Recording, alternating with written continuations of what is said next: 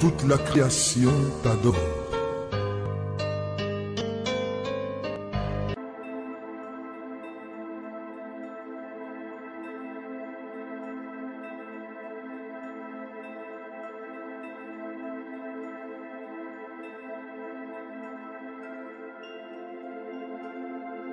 Prêt? On est d'accord? Maintenant, voyons donc comment, la première chose, comment il faut résoudre le problème. Chapitre 14 de Luc. Luc chapitre 14. C'est la résolution du problème. Quand il va résoudre le problème, maintenant on va arrêter parce qu'il faut que je vous laisse partir vraiment cette fois-ci dans vos différentes maisons pour aller vous reposer. D'accord? Mais où est le frère que j'ai dit qu'il devait rencontrer là? Cette fois-ci, il n'est pas venu ce soir. Ben, tu vas le rencontrer cette nuit, c'est bon? Ok. Donc, vous êtes dans Luc chapitre 14. Ok. Qui va nous lire ça là maintenant? Tu vas lire? Il va donner les versets maintenant. Il dit, ça c'est la résolution de ces problèmes de léthargie spirituelle, de cet abandon. C'est-à-dire qu'en réalité, ça pose le problème des priorités, des choix, n'est-ce pas? Ça pose le problème des priorités. Quelqu'un a son champ. À cette heure-ci, il faut qu'il parte au champ. Et ici, il y a la réunion de prière. La personne choisit, il pèse. La personne vient l'apaiser. Il choisit quoi? Le champ. Parce que le champ est son intérêt. Il oublie que la personne qui déverse les bénédictions sur le champ là, c'est la personne qui l'appelle par ici. Pas ça? Donc, Luc chapitre 14, lisons à partir du verset 25, mon garçon. Lis au nom de Jésus. Lis à haute voix pour qu'on puisse entendre. De grandes foules faisaient route avec Jésus. Il se retourna et leur dit. Stoppons d'abord là-bas. Regardez. Jésus, le Seigneur, allait se diriger vers Jérusalem. Les gens étaient derrière lui comme ça là. On dit des grandes foules. Donc c'était plein derrière. Regarde. Jésus allait de partir, il marche. Des gens sont derrière lui comme ça. Regardez, les gens sont derrière lui. Ils sont allés marcher derrière qui? Derrière Jésus. Jésus s'est tourné. En fait, jusqu'à aller constater qu'en réalité, les gens ne comprennent pas qui il est. On ne comprend pas sa mission. On ne comprend pas comment le suivre. Il se retourne vers eux pour leur dire que faites attention, vous qui êtes derrière moi. Parce qu'on ne vient pas comme ça. Ce n'est pas simple comme vous pensez. Parce qu'il a de marcher à Jérusalem, il part. Parce qu'il entre à Jérusalem. Le but pour lequel il part à Jérusalem, c'est pour mourir finalement. On est d'accord, non? Alors il se tourne là, il les regarde comme ça, les foules. Il dit que c'est grave. Lisons ce qu'il va leur dire là maintenant. Si quelqu'un vient à moi, et s'il ne hait pas son père, oui, sa mère, oui, sa femme, oui, ses enfants, oui, ses frères et ses sœurs, oui, et même sa propre vie. Souligner et même sa propre vie, souligner. Il Attends d'abord. Souligner même sa propre vie. Il dit quoi? Si cette personne ne fait pas comme ça, il va faire comment? Il ne peut être mon disciple. Stoppons d'abord là. Donc vous voyez donc la condition pour être disciple du Seigneur Jésus. Vous avez vu, non? C'est pour ça qu'il s'est retourné. Parce que plusieurs personnes venaient là-bas, ils marchaient comme ça là. D'autres marchaient parce qu'un genre, s'il a faim, il va faire le pain, ils vont manger. Pas vrai? D'autres marchaient comme ça que la maladie essaie de me toucher, il va faire ça, ils vont être guéris, n'est-ce pas? Jésus dit que ce n'est pas ça qui est important. Il dit que si vous voulez, parce que Jésus a dit les marchés sont derrière lui. Donc les disciples ceux qui doivent le suivre, ce sont les disciples. Il leur donne les conditions pour être ses disciples, pour ceux qui le suivent. Parmi ces conditions qu'il a citées, il dit que la personne doit haïr sa propre vie. C'est-à-dire que quoi? La personne n'a plus de plaisir pour sa vie. La personne ne vit plus pour lui-même. Vous voyez la chose là maintenant? Donc il faut qu'on reconsidère notre disciple-là. On reconsidère notre priorité. On reconsidère les motivations qui nous poussent à venir vers Christ. C'est pas ça? Il faut qu'on s'assoie d'abord, qu'on réfléchisse là-dessus vraiment bien. On se comprend? Ok, avançons ici dans la lecture. Et quiconque ne porte sa croix et ne me suit pas ne peut être mon disciple. Vous avez entendu, n'est-ce pas? Donc ici, s'il y a une parole qui est claire dans la Bible pour savoir qui est disciple, ça se trouve ici. Donc on ne dit pas que, non, ici, je suis Jésus. Tu es devenu disciple de Jésus comment? Je l'ai accepté comme mon Seigneur et Sauveur. Il n'y a pas ça dans la Bible. C'est pourquoi tu dis que tu es disciple de Jésus-Christ, tu dis que j'ai abandonné tout pour le servir. J'ai haï ma propre vie pour le suivre. Vous savez ça, n'est-ce pas? Donc il n'y a pas de ça. Non, je crois en lui. C'est pas ça. Il a dit pour qu'on soit son disciple, il faut se charger de sa croix chaque jour et le suivre. On a le temps. Je ne sais pas si le Seigneur va nous permettre qu'on ait le temps d'expliquer bien ces versets dans les détails. C'est quoi haïr sa propre vie? C'est quoi haïr ses parents? Je ne sais pas, la Bible n'est pas de dire que tu peux voir tes parents que papa j'étais C'est pas ça qu'on te dit. On n'a pas dit que tu peux dire à ta femme que j'étais Que les enfants si je vous alors Seigneur, je les ai dit que je les Je suis ton disciple, non? Oh, c'est pas ça dont il est question. Il a dit, je suis venu jeter le feu sur la terre. Je suis venu mettre une division entre la mère, la fille, la mère et la fille, la belle-fille, ainsi de suite. Et l'homme aura pour ennemi les gens de sa propre maison. Parce que dans une maison, quelqu'un qui va croire en Christ de la bonne manière, si quelqu'un ne croit pas, ça va créer des problèmes. Alors il faut prendre position pour la vérité. C'est-à-dire que si c'est le père qui dit que je ne veux plus t'entendre parler de ce Jésus-là ici, là, tu vas choisir entre Jésus et lui. C'est encore le conflit de l'autorité comme on a vu aujourd'hui là. Ça sera l'autorité du père avec l'autorité de Christ et tu seras au milieu, tu vas prendre position. Est-ce que vous comprenez? Et il dit donc que ceux qui prennent position pour lui dans ce conflit-ci sont ses disciples. Vous avez saisi là, n'est-ce pas? Ceux qui prennent position pour lui dans ce conflit-là. C'est-à-dire que si tu crois dans une maison où le père ne croit pas, les menaces commencent. Il y a d'autres personnes qui lâchent. Et quand il va lâcher, il va trouver une parole dans la Bible, que la Bible déclare expliquer. Souvenez-vous de chaque parole là, il y a une explication dans la Bible. L'enfant va dire que la Bible déclare que l'enfant obéit aux parents. Or, la Bible déclare selon le Seigneur. L'obéissance est selon le Seigneur. Vous avez vu, n'est-ce pas? C'est une autorité. Son autorité se limite exactement là où le Seigneur lui a donné sa limite. S'il franchit l'autorité pour toucher l'autorité du Seigneur, là, l'enfant doit désobéir. Et là, l'enfant doit prendre la position du Seigneur. C'est là ce que la Bible est en train de dire. De la même façon, comme aujourd'hui, on a vu par rapport à l'autorité là. L'autorité de l'État, c'est l'autorité de l'État. Il ne doit pas franchir pour commander quoi que ce soit dans l'église du Seigneur. À cet instant-là, il a franchi la limite, la ligne rouge qu'il ne doit pas franchir. Vous avez suivi, n'est-ce pas? Avançons ici. Car lequel de vous, oui, s'il veut bâtir une tour, oui, ne s'assit d'abord pour calculer la dépense et voir s'il a de quoi le terminer. Vous avez entendu là? Jésus a donné les paraboles pour que chacun mesure le prix qu'il a à payer pour le suivre. D'accord? Non, je suis chrétien. Je suis Jésus. Attendez que les persécutions viennent. Depuis que vous avez vu les vraies persécutions, dans l'histoire de l'église, on attrapait les gens comme ça, on mettait une flamme de feu, on les mettait à l'intérieur, on mettait le feu, ça brûlait comme ça là. Comme ça. On attrapait certaines personnes, on mettait dans la cour comme ça, on les mettait nus. On a arrêté le lion, on enlevait le lion. Les lions s'étaient fermés, ils avaient faim. Le lion venait vers eux comme ça. Même manger, porc, père, femme, enfant, dans la cour. Les gens étaient assis dans l'arène, ils voyaient. Voilà les vraies persécutions. D'autres, on mettait une chaise en fer, on mettait le feu en bas. On t'attache dessus, tu t'assois, ça chauffe, ça te brûle, le corps fait fouah. On dit que si tu dis je ne suis plus avec Jésus, on t'enlève de là. Les gens ont dit je ne suis pas avec Jésus, on a enlevé. D'autres ont dit que je ne bouge pas, ça a brûlé sur la chair a brûlé comme la viande. La personne est morte, ils sont morts pour Jésus. Vous êtes prêts à subir comme ça pour Jésus? Donc, vous n'avez jamais encore subi la persécution, il vous le dit. Vous n'avez encore jamais subi les persécutions. Parce que les petites persécutions qui viennent, j'ai faim. Tu ne vois pas que j'ai faim? C'est une persécution ça. Tu as faim. Il y a les Nangamboko là-bas, les gens qui dorment, qui n'ont pas la maison là. Ils ont faim. Est-ce que c'est à cause de Jésus qu'ils ont faim? C'est à cause du fait qu'ils ont choisi Jésus qu'ils ont faim. Hein? Avançons ici là. Dis à ton voisin, Jésus-Christ est le distributeur des persécutions. De peur qu'après avoir posé les fondements, il ne puisse l'achever et que tous ceux qui le verront ne se mettent à le railler. Maintenant, allons au verset 33 directement, on conclut. Alors, vous aurez le temps de lire. Verset 33.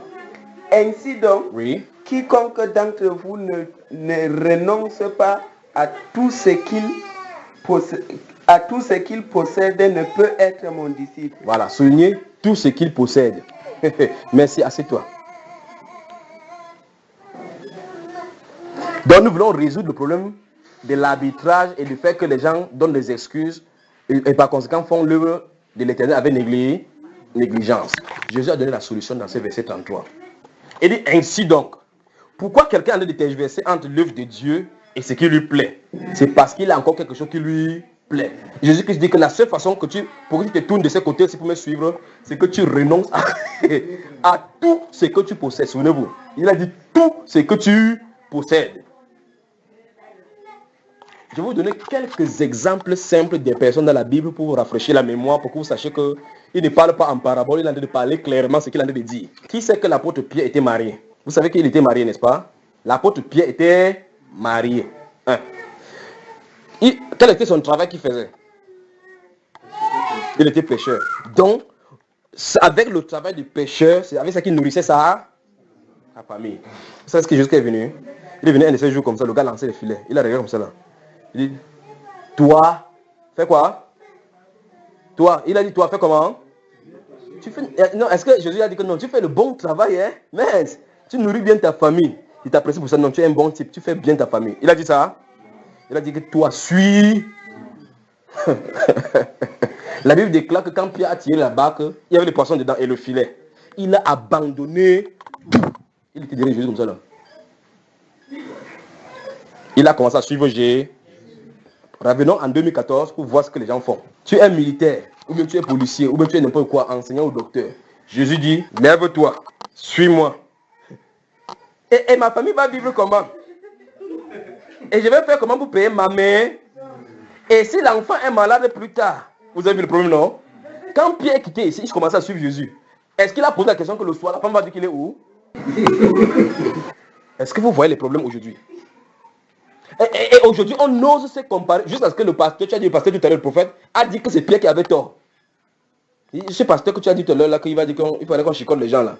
Voici le fonctionnement des apôtres. Lui, il va, sur le voile, certainement, il va avoir un gros ventre, il a bu le whisky, parce que ça n'a pas est venu. Et il n'a pas renoncé à lui-même. Voilà quelqu'un qui a commencé à... Voici le début des disciples là. Voici le début d'un disciple. C'est ça que les Pierre nous montrent comme ça. Voici le début de tous ceux qui doivent être appelés disciples du Seigneur. Donc tu ne peux pas être appelé disciple du Seigneur si tu n'as rien abandonné. Ça n'est pas possible. Quelque chose doit te faire mal. Quelque chose doit te faire mal. Donc c'est pour ça qu'ils disent dès le début ici là qu'il faut une séparation. Il faut une séparation. On doit se séparer de quelque chose pour s'attacher à une autre chose. Il dit à Pierre, Pierre, lève-toi, suis-moi. Pierre s'est levé là-bas, souvenez-vous, la Bible déclare que Jésus est un berger. Et nous sommes les quoi? Les brebis ce sont les moutons, non? Quand on ouvre la porte là-bas, est-ce que le mouton dit que tu veux qu'il sorte ou je ne sors pas? Le mouton comprend ça? Est-ce que vous avez entendu parler, les moutons poser des questions à quelqu'un ici? Quand on ouvre le matin, il sait qu'il doit faire quoi? Quand on va le prendre, on ouvre le soir, on sait qu'il doit faire quoi? Et quand il va aller par exemple, un peu le bâton, ça, bam, il se redresse, non? Donc le mouton sont comme ça là. Donc Pierre était le premier mouton. Mais tu dis comment? J'étais sûr. Alléluia. C'est la Bible qui dit ça. La Bible déclare qu'il a tiré les barques. Il n'a pas posé les questions. Mais tu m'as fait pêcher les poissons. Comment je vais laisser ça ici? Si demain, je vais pêcher les poissons, comment on va voler ma barque ici? Il n'a pas réfléchi ça. Il a suivi Jésus. Marc chapitre 10. Prenons Marc. Marc chapitre 10. Le livre de Marc. Que Dieu vous bénisse mes frères, mes sœurs. Que Dieu vous bénisse. Mais je vais vous dire, je veux que vous compreniez que le royaume des cieux, on n'entre pas là-bas comme ça que c'est le bonbon. Livre noir 1004.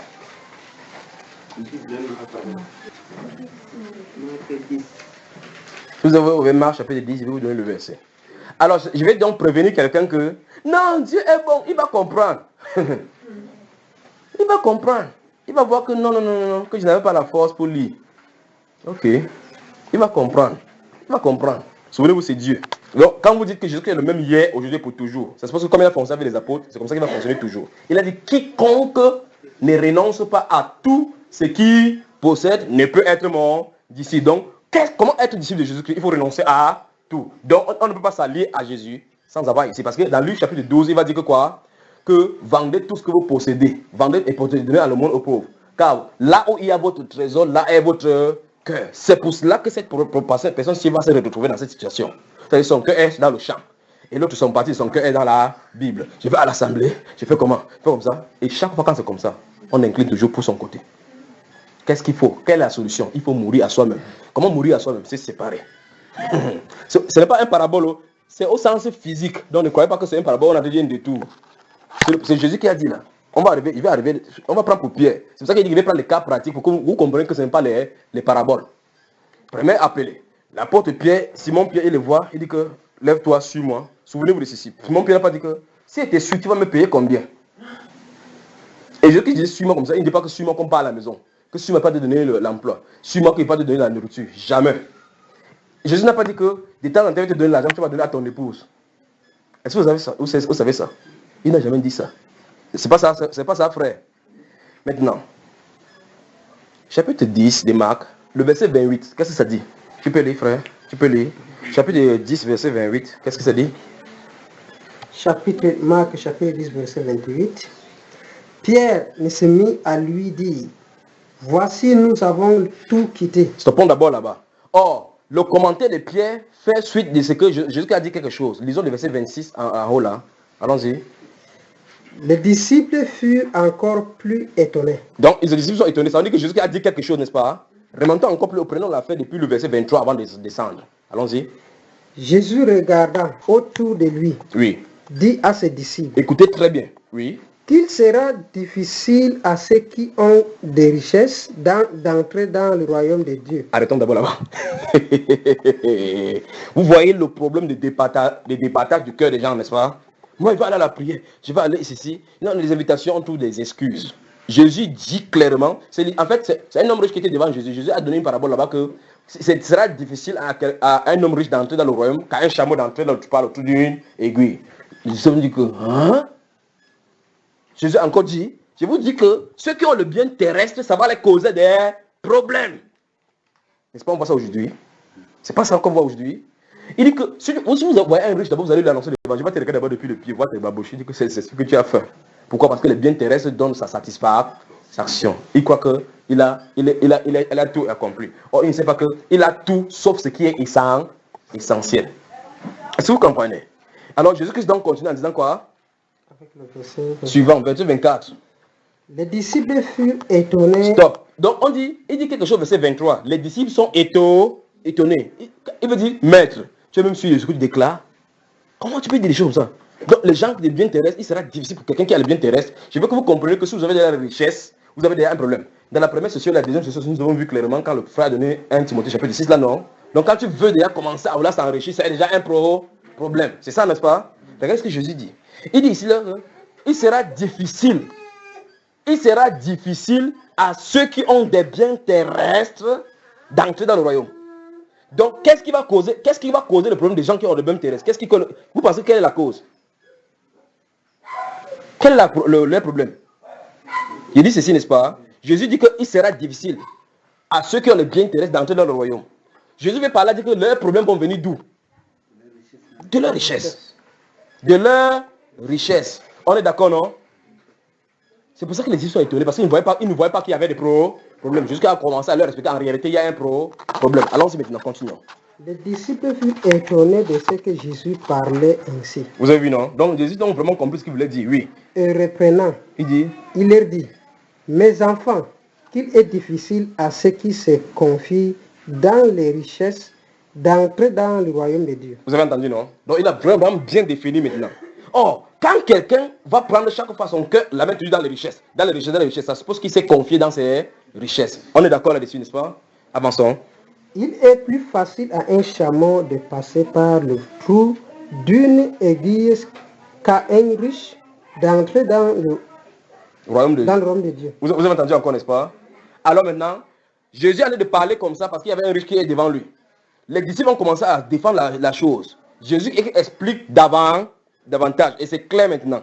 Les disciples vont maintenant commencer à poser le problème maintenant par rapport à eux-mêmes maintenant. Est-ce que vous comprenez? Et c'est ce que chacun devrait faire.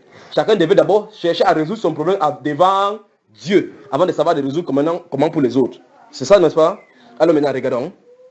Les disciples furent encore plus étonnés. Donc il y a des étonnements combien de fois? Donc Jésus qui dit que ce sera difficile à ceux qui ont le bien terrestre d'entrer. Il dit que quoi?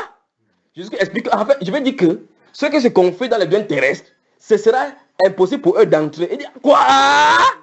Ils sont encore étonnés. Amen. Continue encore. Et ils se disent les uns aux autres. Dans ce cas, qui peut vraiment être sauvé? C'est que c'est fort ici dehors. Hein? Et qui peut être sauvé? Stoppons. Donc les disciples ont compris que la déclaration de Jésus-Christ était grave. On est d'accord? C'est vraiment grave. Les disciples ont dit que quoi? Frère Pierre là, tu penses que quelqu'un sera sauvé dans le monde ici, dans cette situation-ci? Parce que les gens aiment la terre là. C'est pas ça, frère? Maintenant, suivons ce que Jésus dit. Alors les disciples vont se tourner maintenant vers Jésus-Christ pour lui dire que ok, tu vas résoudre notre problème, mais maintenant, parce qu'on sent que là-bas dehors c'est chaud. Allons-y. Jésus les regarda et dit, cela est impossible aux hommes, mais non à Dieu. Voilà. Alors, car tout est possible à Dieu. Alors, amen. Avançons maintenant. Verset 28. Pierre se mit à lui dire, voici nous avons tout quitté et nous t'avons suivi. Stoppons. Donc, Jésus a parlé maintenant pour les riches. L'apôtre Pierre, le capitaine de l'équipe de football, a pris le capitaine, le brassard. Il dit, ok Jésus. Il ne dit pas que, regardez bien ce que l'apôtre Pierre dit. Il ne dit pas que voici je. Il ne parle pas pour lui-même. Il parle au nom de tous les disciples. Donc, l'apôtre Pierre veut dire que tous les disciples, sans exception, avaient abandonné quelque chose. On est d'accord. Et ils n'avaient pas seulement abandonné quelque chose, ils avaient abandonné toutes les choses. C'est ce que l'apôtre Pierre dit. Il dit que voici, nous avons tout quitté. J'espère que c'est la Bible que vous lisez. voici, nous avons tout quitté et nous t'avons suivi. Donc, ils ont fait effectivement cette œuvre-là d'abandon total et du repliement total sous le Seigneur. C'est ça, non? Maintenant, regardons le récit de Jésus, la réponse de Jésus vis-à-vis d'eux. Allons-y. Jésus répondit, je vous le dis en vérité, il n'est personne qui, ayant quitté à cause de moi et à cause de la bonne nouvelle, sa maison, ou ses frères, ou ses sœurs, ou sa mère, ou son père, ou ses enfants, ou ses terres. 7. Vous avez vu les choses qu'on a quittées? Vous avez vu ça? Vous ne voulez plus répondre, hein? Vous avez dit aujourd'hui que vous voulez prendre ça pour habit, non? Vous pensez que c'est le bonbon? Vous pensez que c'est le bonbon? Alors vous avez dit, Seigneur, donne-moi le Saint-Esprit, il dit quitte ces choses. Seigneur, donne-moi le Saint-Esprit, quitte ces choses. Seigneur, donne-moi le Saint-Esprit, quitte ces choses. Puis qui te donne le Saint-Esprit, que tu veux le chant? Tu parles. Alors le verset 30. Oui. Ne reçoivent au centuple. Oui. Présentement dans cette vie-ci. Oui. Des maisons, des frères, des sœurs, 3, des mères, 4, des enfants, 5, et des terres, 6. avec des persécutions. Stop. Jésus dit que, regardez bien, parce qu'il a su ceci. Si vous quittez ces choses-ci, présentement, si vous allez encore recevoir les mêmes choses, mais vous les recevrez avec des persécutions. Dans la bénédiction de Dieu, là, il y a des persécutions derrière. Après, il va dire, non, ça c'est pour le siècle-ci. Il dit que la finalité, c'est quoi? Et dans le siècle à venir, la vie éternelle. Jésus a réglé le problème. Merci frère, assieds-toi. Donc, il y a un vrai principe fondamental pour être disciple du Seigneur Jésus. Je vais dire encore la phrase autrement. Il y a un vrai principe fondamental pour que la Bible soit notre seul attribut, c'est notre seul arbitre, comme on a dit aujourd'hui. Si les gens sont départagés en se donnant les excuses, comme on a vu dans Luc chapitre 14 là, c'est parce que ils sont sur un mauvais fondement. On n'aurait pas dit ce qu'il faut faire dès le départ. Il faut se séparer. Alléluia. Il faut se séparer. C'est ça qu'on appelle donc mourir à soi-même et compter chaque jour pour le Seigneur. Est-ce que quand les disciples sont éloignés là, ou ils ont quitté ce qu'ils ont fait, est-ce qu'ils ont réfléchi que demain je vais manger quoi? En fait, Jésus leur a expliqué plus tard que ne cherchez pas ce que vous allez manger le lendemain. Ne dites pas qu'est-ce que nous allons vêtir, comment serons-nous vêtus, car toutes ces choses-là, ce sont les païens qui leur recherchent. Donc si quelqu'un dit que Seigneur, qu'est-ce que je vais manger demain? Directement, il est un païen. C'est pas moi qui dis, oh. C'est l'arbitre. C'est l'arbitre. Vous avez dit que vous aimez ça, non? Donc, je suis obligé de vous dire ce que l'arbitre a dit. Pour qu'il n'y ait pas de conflit dans le stade. N'est-ce pas? Donc, ce soir, l'arbitre a sifflé, pip, vous devez vous séparer. Vous allez bagarrer maintenant, vous allez bagarrer entre l'arbitre, la décision a été donnée. Ainsi donc, quiconque ne renonce pas à tout ce qui précède ne peut être mon disciple. L'arbitre a sifflé. Vous voulez contester? Qui veut contester? Il a rencontré Matthieu là-bas, il était au péage. Il comptait, il prend l'argent, il met ici, il prend l'argent. Il a regardé comme ça, Matthieu l'a regardé, il dit, lève-toi, suis-moi. Il dit, est-ce que tu veux me suivre? Il dit, lève-toi, suis-moi, il se tourne. Matthieu laisse l'argent dedans, tchangalang. Il ne pose pas la question, s'il laisse l'argent de d'autrui ici, on vole, qu'est-ce que je vais devenir? Il laisse l'argent, il est aussi derrière le mouton. Il part là où il part. Est-ce que vous comprenez? Chacun a dû laisser quelque chose. Je pose la question. Aujourd'hui, avons-nous abandonné quelque chose? Ne répondez pas. La question est pour poser. Si vous n'avez rien abandonné, soyez donc sûr à 800% que vous n'êtes pas disciple du Seigneur Jésus. On est d'accord là-dessus? Vous voulez répondre? On est d'accord, non? C'est la Bible qui a sifflé ainsi. Il a dit, si vous n'abandonnez pas, vous ne pouvez pas être mon disciple. Donc un disciple, c'est celui qui a abandonné. Donc ce qui est sûr, donc, à 1000%, 100% sûr, 1000% sûr, c'est que si vous n'avez rien abandonné, vous n'êtes pas disciple de Jésus. C'est la Bible qui a dit ainsi. Alors, chacun individuellement doit faire face à cette réalité, à ce que la Bible a dit. Chacun doit aller devant la Bible en disant, Seigneur, qu'y a-t-il dans ma vie que tu voudrais que ça quitte? Est-ce que vous comprenez? Chacun a sa résistance, il ne citerait aucune chose. Chaque vie est différente devant le Seigneur. Pierre, lui, pêchait le poisson. Matthieu était au péage. On est d'accord, n'est-ce pas? Pour Matthieu, ce que Matthieu a abandonné n'est pas ce que Pierre a abandonné. Mais de toute façon, quelqu'un a abandonné quelque... Luc chapitre 12. Vous y êtes dans le livre de Luc au chapitre 12. Là, on va s'arrêter. Parce que la nuit tombe déjà. Luc chapitre 12. Si vous êtes là, je vais vous donner les versets. On y va. Luc, le chapitre 12. On va lire à partir du verset 15. Allons-y, frère. Tu peux lire, mon cher frère, pardon, si c'est possible. Oui. Luc, chapitre 12. À partir du verset 15. Écoutons, suivant doucement. Allons-y. À partir du verset 15. Oui. Il est écrit. Puis il leur dit, gardez-vous avec soin de toute avarice. Oui. Car la vie d'un homme ne dépend pas de ses biens. Vous avez entendu? La vie d'un homme dépend de ses biens terrestres. La vie d'un homme dépend de ses biens terrestres.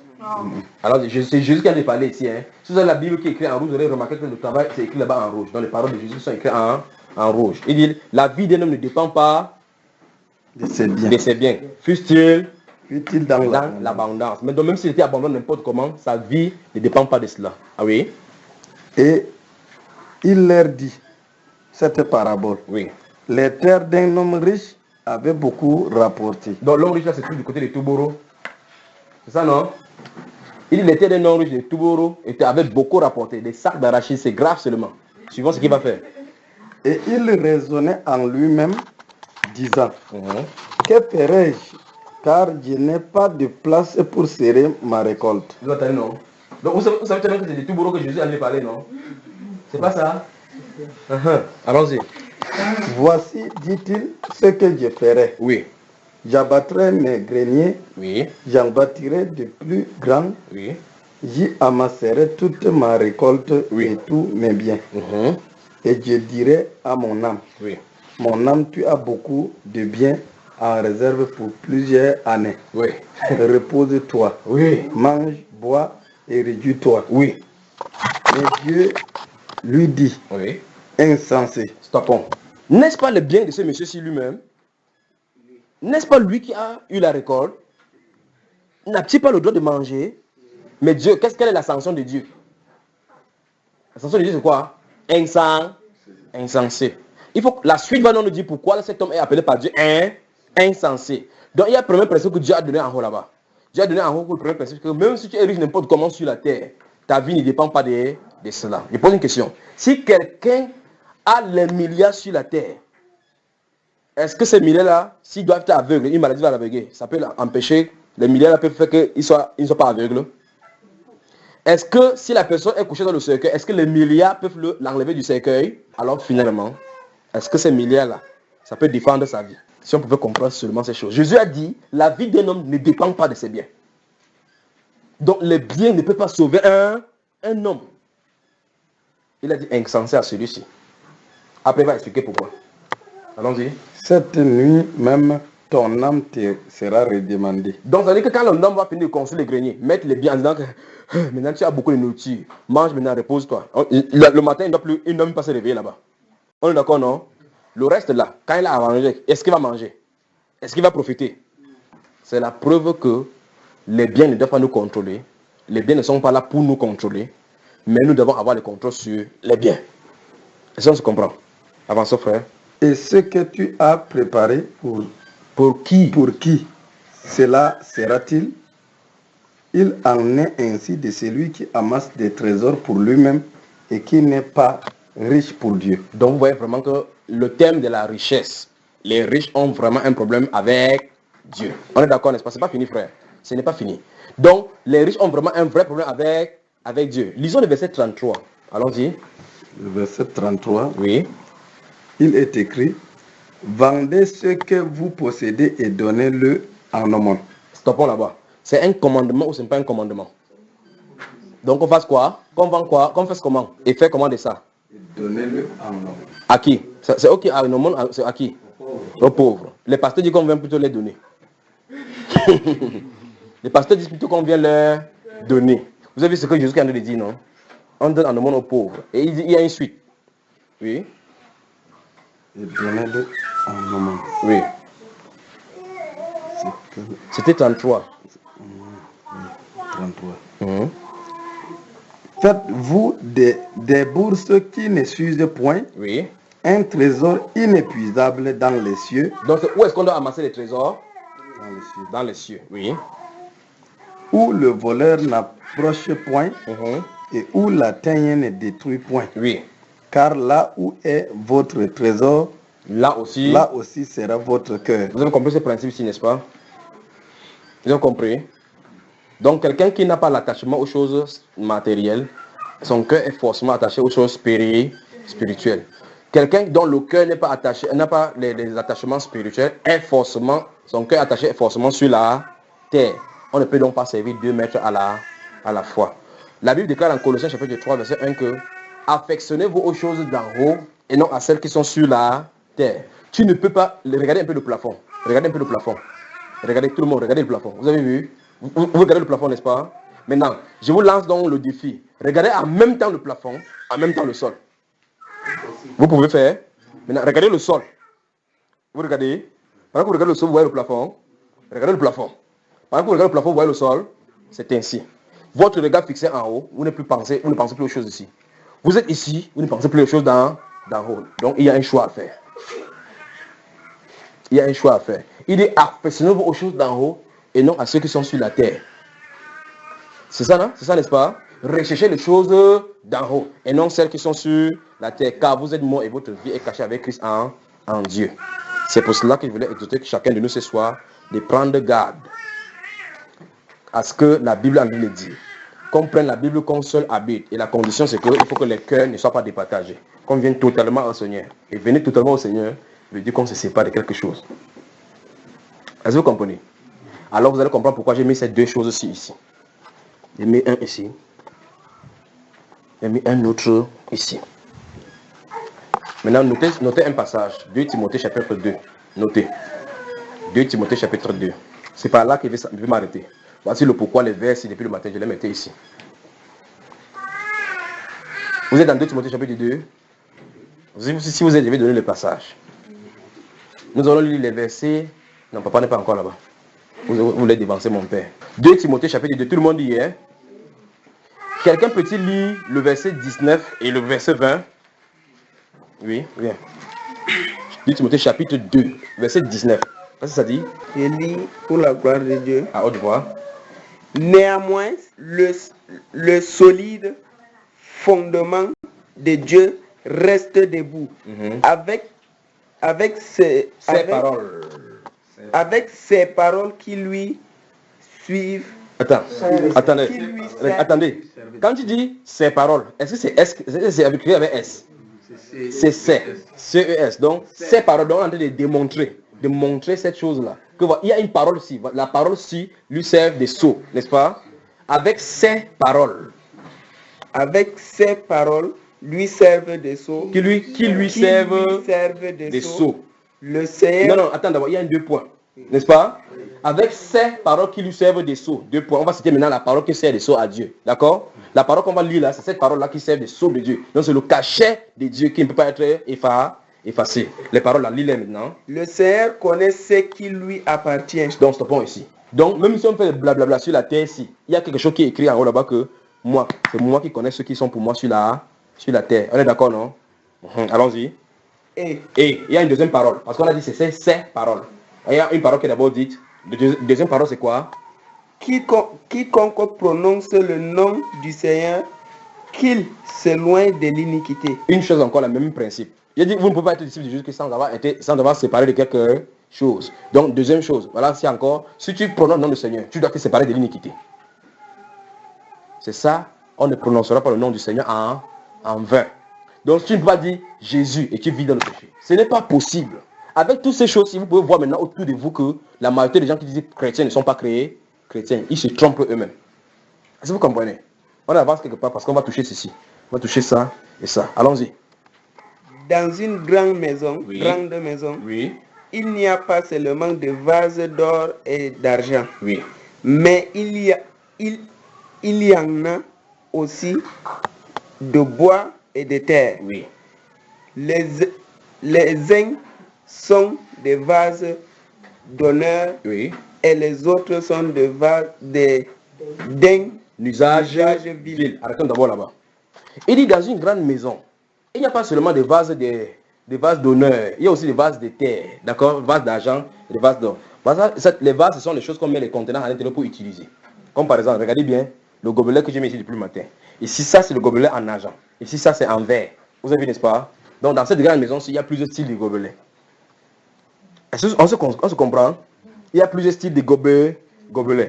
Je vous pose une question. Voici papa ici. Si le sous-prophète entre dans la maison ici, est-ce qu'il va se dire qu'on lui donne l'eau avec ceci?